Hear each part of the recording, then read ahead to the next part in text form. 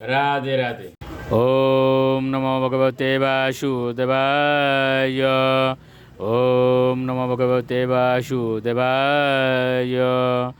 ওম নমো ভগবতে বাসুদেবায়। শ্রীমদ্ ভাগবত চতুর্থ স্কন্ধ পোষণম পঞ্চম অধ্যায় দক্ষযজ্ঞ নাশ।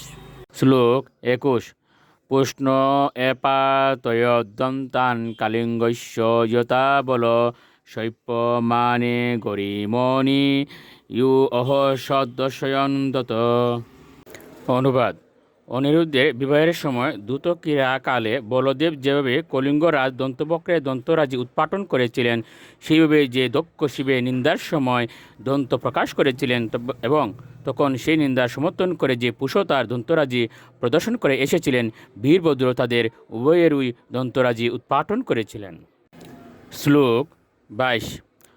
আক্রুমরসি দক্ষস্য শীতদারেণ হেতিনা চিন্দন্নপি তদ উদর্তুম নাশকৃত্রম্বকস্তদা। অনুবাদ: তখন সে বিশালকায় বীরভদ্র দক্ষের বুকের উপর বসে তীক্ষ্ণ ধার খড়গের দ্বারা তার মস্তক ছেদন করতে প্রবৃত্ত হলেন, কিন্তু দক্ষের শরীর থেকে তার মস্তক বিচ্ছিন্ন করতে পারলেন না। শ্লোক 23। শস্ত্রৈ অস্ত্র অনিতৈরেবং নির্বিন্নতচম অর বিস্ময়ং পরমাপন্নো দদৌ পশুপতিশ্চিরম। অনুবাদ: তিনি অস্ত্র এবং মন্ত্রের দ্বারাও দক্ষের মস্তক ছেদন করার চেষ্টা করেছিলেন, কিন্তু তার চর্মমাত্র ছেদন করতে পারলেন না। তার ফলে বীরভদ্র অত্যন্ত আশ্চর্যান্বিত হয়েছিলেন। শ্লোক 24।